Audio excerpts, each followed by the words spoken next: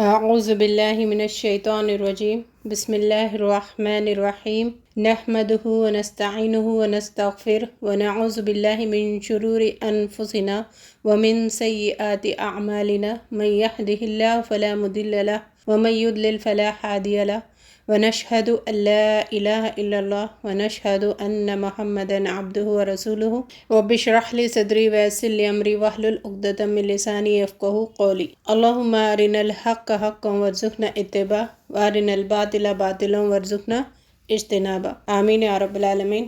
معزز سامعات اور راہ حق کے بہترین ساتھیوں، السلام علیکم ورحمۃ اللہ وبرکاتہ۔ سیکنڈ پوائنٹ ہے، بہت زیادہ یہ بھی نظر آتا ہے اپنے انڈو پاک پیرنٹس میں کہ گالی دینا بچوں کو اور طنز کرنا، بلی کرنا، ان کا مذاق اڑانا، تو اسٹوپڈ ہے، تو لیزی ہے، تو بے وقوف ہے، تم کمبخت ہے، اور بددعائیں دینا، تو نالائق ہے، تو بے وقوف ہے۔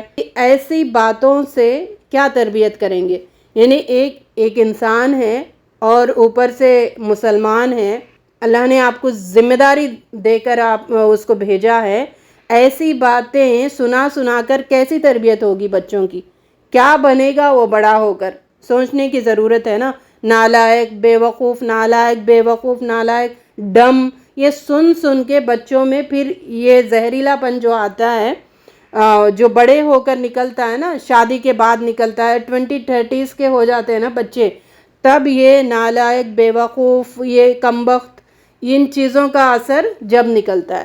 پھر اسی لیے ہم دیکھتے ہیں کہ جو ماں باپ پڑھتے ہیں بچوں سے، ان کی حرکتیں یہ ہوتی تھی، پڑھتے ہیں بچوں، مارتے ہیں ان کو، بچے ان کو لے کے جا کے اولڈ ایج ہوم میں پھینک دیتے ہیں، بچے ان سے نفرت کرنے لگتے ہیں۔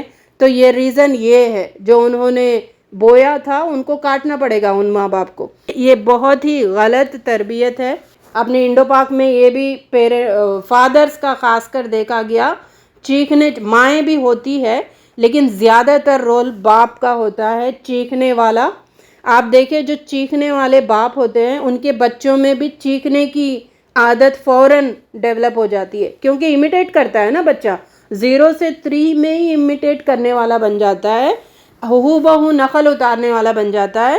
تو جیسے باپ چیخنے والا ہے تو بیٹا بھی چیخنے والا بن جاتا ہے، تو اس کو بھی چیخ کر اپنے کام کروانے کی عادت ہوتی ہے۔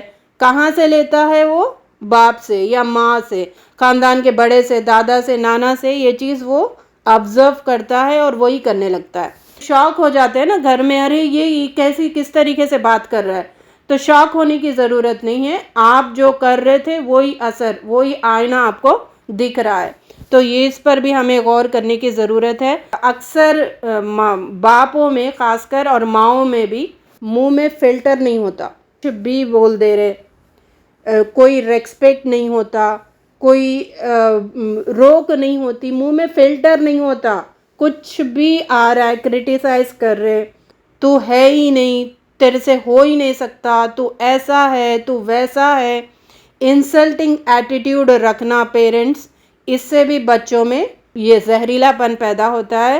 بچوں کو طنز کرنا، اور خاص کر لڑکیوں کو طنز کرنا، یہ تو روتی ہے، لڑکیاں رونے والی ہے، جھڑکی دینا اور اگنور کرنا اور احساس دلاتے رہنا اس کی کمتری کا، اس کے فیلیورز کا، یا پھر اس کے بچے ہونے کا، تو بچہ ہے ہٹ، ٹھیک ہے، ہٹ ہٹ کرتے رہتے ہیں نا بچوں کے ساتھ، یہ بھی بڑی بری پیرنٹنگ ہے۔ اور احساس دلاتے رہنا، ہم اتنا کر رہے، ہم وہ کر رہے، ہم یہ کر رہے، ہاں تم نے کیا کیا، اور بچوں کو برڈن سمجھنا کہ تم بوجھ ہے تمہیں، ہم نے یہ تو ہر گھر میں سٹوری سنائی جاتی کہ ہم نے کچرے کی کنڈی سے تمہیں اٹھایا تھا، ہم نے وہاں سے لایا تھا، تو بہت گہرا اثر چھوڑتی ہے بچوں کے ایموشنز پہ۔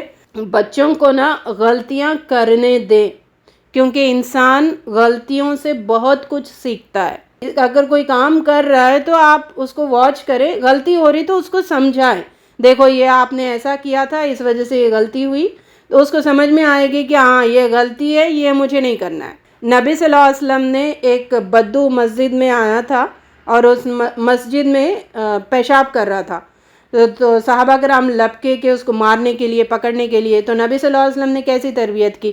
نہیں، رکو، اس کو کرنے دو، یعنی اس کو فارغ ہو جانے دو۔ پھر وہاں پہ نبی صلی اللہ علیہ وسلم نے پانی بہایا اور اس کو کہا کہ یہ مسجد ہے، اللہ کا گھر ہے، یہاں پر ایسے کام نہیں کرتے۔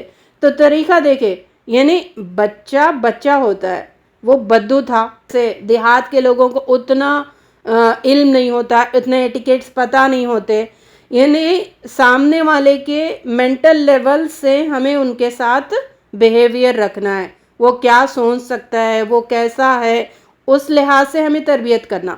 ہمارے سامنے بچہ ہے، بچے سے ایسے ہم گالی گلوچ طنز کرتے ہیں جیسے وہ کوئی بڑا میچور انسان ہے، تیرے سے ایسا ہو گیا، تو ویسا ہو گیا، ایسا ویسا۔ ارے بچہ ہے، اس کی سوچ کو سمجھے، اس کے دماغ کو سمجھے، اس طریقے سے بیہیویئر کرنا نا۔ نبی صلی اللہ علیہ وسلم فرماتے ہیں کہ مومن کی عزت جو ہے کعبے کی عزت سے بڑھ کے ہے، اور مومن میں فرسٹ ہمارے بچے آتے ہیں۔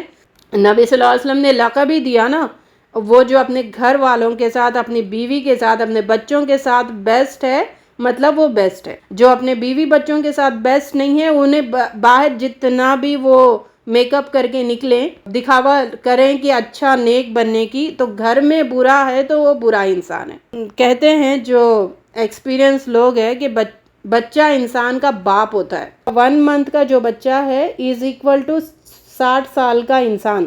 دونوں کے رویے سیم ہوتے ہیں۔ اللہ رب العزت نے بھی قرآن میں کہا ہے نا، ہم تمہیں ضعف عمر دیا، پھر طاقت دیا، پھر ضعف کی طرف تمہیں پلٹا۔